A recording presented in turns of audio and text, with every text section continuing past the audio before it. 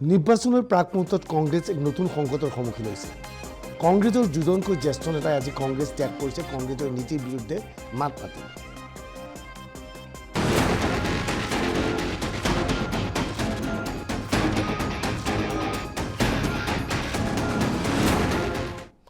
কংগ্ৰেছত বামপন্থীৰ ভোটৰ আগমন ঘটিছে। এই বামপন্থীৰ আগমনৰ বাবেই কংগ্ৰেছৰ নেতৃত্বই নেতৃত্ব দিব ভুল কৰিছে। এই গুৰুতৰ অভিযোগ উত্থাপন কৰি সঞ্জয় নিৰুপম আৰু গৌৰৱ ভাল্লাই আজি কংগ্ৰেছ ত্যাগ কৰিছে।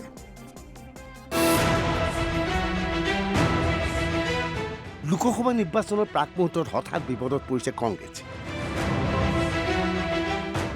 কংগ্ৰেছৰ দুজনকৈ জ্যেষ্ঠ নেতাই কংগ্ৰেছ ত্যাগ কৰিছে। কেৱল কংগ্ৰেছ ত্যাগ কৰাই নহয়, কংগ্ৰেছৰ বিৰুদ্ধে সৰব হৈ পৰিছে এই দুইজন নেতা।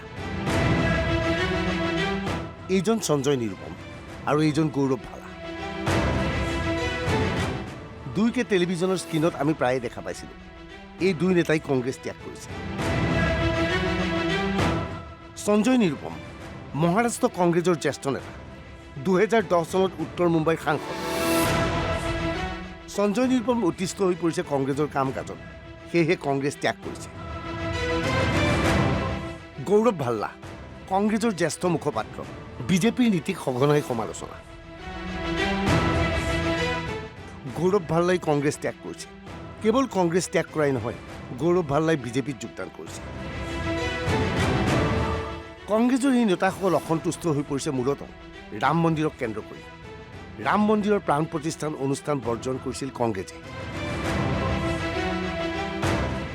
ভাৰতবৰ্ষৰ একমাত্ৰ দল আছিল কংগ্ৰেছে, যি মুকলিভাৱে ৰাম মন্দিৰৰ প্ৰাণ প্ৰতিষ্ঠাৰ বিৰোধিতা কৰিছিল। কোৱা হৈছিল কংগ্ৰেছৰ নেতাই পৰৱৰ্তী সময়ত ৰাম মন্দিৰ দৰ্শন কৰিবলৈ যাব, কিন্তু 3 মাহ পাৰ হৈ গ'ল, কংগ্ৰেছৰ কোনো নেতাই ৰাম মন্দিৰত ভৰি নিদিলে। বামপন্থীৰ আদৰ্শ সমগ্ৰ বিশ্বত ক্ৰমাৎ শেষ হৈছে। কিন্তু এই আদৰ্শ এতিয়া সোমাই পৰিছে কংগ্ৰেছৰ মাজত। বামপন্থীৰ নেতা কাৰ্ল মাৰ্ক্সে ভগৱান বিশ্বাস নকৰে, সেয়েহে আজিকালি কংগ্ৰেছে ৰামক বিশ্বাস নকৰে। और उसका सबसे बड़ा उदाहरण जो है कम्युनिज्म है।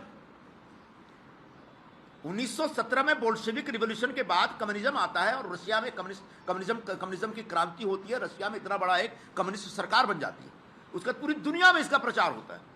लेकिन 1991-92 आते आते पूरे कम्युनिज्म के खिलाफ विद्रोह होता है और कम्युनिज्म खत्म हो जाता है। मतलब उस विचारधारा की उम्र खत्म हो गई।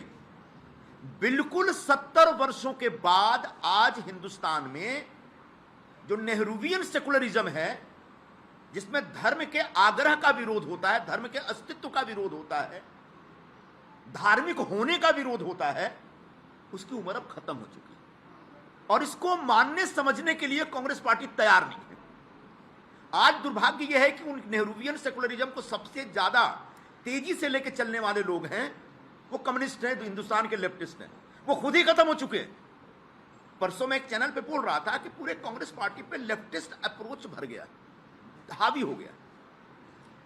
आदरणीय राहुल जी के आसपास भी बड़े पैमाने पर लेफ्टिस्ट लोग, ये लेफ्टिस्ट हो सकते हैं जो अयोध्या में अगर रामलला विराजमान हो रहे हैं तो उनका सिरे से विरोध करेंगे। सिर्फ लेफ्टिस्ट ऐसा सोचता है, क्योंकि उनके जो प्रवर्तक थे विचारधारा के, कार्ल मार्क्स, वो कहते थे धर्म अफीम है, धर्म का विरोध करते थे। तो वो धर्म के अस्तित्व में विश्वास नहीं करते, धर्म की आस्था में विश्वास नहीं करते। कई लोगों को रामलला विराजमान का जो एक कार्यक्रम था, राम मंदिर का भव्य उद्घाटन था, उसके लिए बुलाया गया था और सब लोग सरकार से या बीजेपी से सहमत हों ऐसा नहीं था, लेकिन सभी लोगों ने बड़े प्यार से, सम्मान से कहा कि साहब धन्यवाद, आपकी चिट्ठी मिली, आज अभी फुर्सत नहीं है, बाद में कभी हम आ जाएंगे। लेकिन किसी ने भी उस पूरे आयोजन, पूरे उत्सव के ऊपर सवाल नहीं उठाया। अकेला कांग्रेस पार्टी की चिट्ठी है जो कहती है कि नहीं, ये भारतीय जनता पार्टी का प्रचार है, और उस आधार पर उन्होंने राम के अस्तित्व के ऊपर सवाल उठाया और राम के होने पर और राम के प्रति जो आस्था है, उस आस्था को ही नकार दिया। कि राम मंदिर का न्योता मिला और न्योता मिलने के बाद आप वापस लिखते हो कि हम नहीं जाएंगे। What is this? अरे 2 महीने से ज्यादा हो गए प्राण प्रतिष्ठा को। आपने पहले कहा कि साहब हम इसलिए नहीं जा रहे क्योंकि वो इवेंट है। अरे 2 महीने में तो इवेंट कोई नहीं था। क्यों नहीं जाते आप? क्यों इतना एक मिसलीडिंग इंफॉर्मेशन और मिसलीडिंग एविडेंसेस देते हो? तो ये सारी चीजों से मैं क्षुब्ध था। पार्टी के विभिन्न प्लेटफॉर्मों पर मैंने इन मुद्दों को उठाया। অসমতো কংগ্ৰেছ চলে আজিকালি বামপন্থীৰ নিৰ্দেশত। লোকসভাৰ 3জনকৈ প্ৰাৰ্থী বাছি দিছিল বামপন্থী নেতা ডক্টৰ হীৰেন গোহাঁই। বৰপেটাত কংগ্ৰেছৰ নেতৃত্বৰ পৰিৱৰ্তে বামপন্থী প্ৰাৰ্থীক সমৰ্থন দিবলৈ আহ্বান এইসকল বামপন্থী নেতা। হয়, কেৱল সৰ্বভাৰতীয় পৰ্যায়তো নহয়, অসমতো কংগ্ৰেছ এতিয়া পৰিচালিত হৈছে বামপন্থীৰ দ্বাৰা।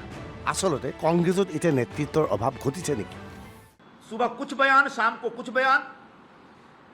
जो नारे हैं ऐसे नारे हैं जो उनके घर में भी एक बार से दोबारा नहीं बोला जाएगा। न्याय का हक मिलने तक कितनी बार कोई बोल सकता है? कोई नारा है, और ये नारा लेकर के हम लोग निकल गए। उसका कारण यह है कि कांग्रेस पार्टी के शीर्ष नेतृत्व में बड़े पैमाने पर ऐसे लोग बैठ गए हैं जिनका जमीन से कोई नाता नहीं रह गया। जमीन पे क्या हो रहा है इसकी समझ नहीं है, इसकी पकड़ नहीं है। आधे से ज्यादा लोग तो आउटडेटेड हो चुके हैं, स्क्रैप मटेरियल है वो। ऐसे लोगों के हाथ में कांग्रेस की कमान है, तभी संजय निरुपम जो बोल रहे हैं उसको सुनने वाला कोई नहीं है वहां पे। নৰসিংহ ৰাও চৰকাৰৰ দিনত ব্যক্তিগতকৰণৰ প্ৰক্ৰিয়া আৰম্ভ কৰা হৈছিল। বিত্তমন্ত্ৰী মনমোহন সিঙৰ নেতৃত্বত এই নীতি আৰম্ভ হৈছিল। এতিয়া সেই কংগ্ৰেছে ব্যক্তিগতকৰণৰ বিৰোধিতা কৰিছে। शास्त्र का विद्यार्थी हूं।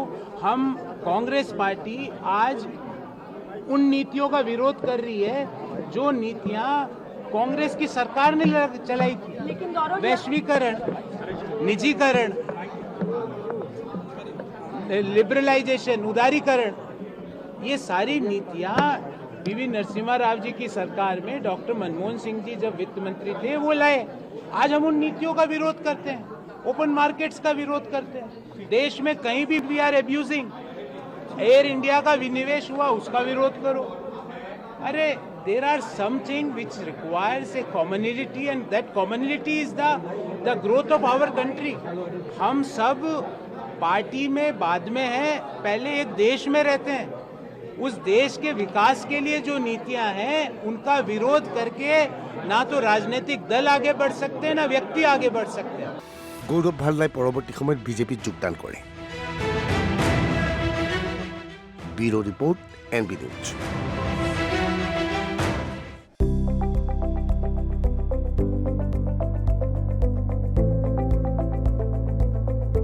NB নিউজ, সহজ সৰল ভাষাত নৱভাৰতৰ কথা।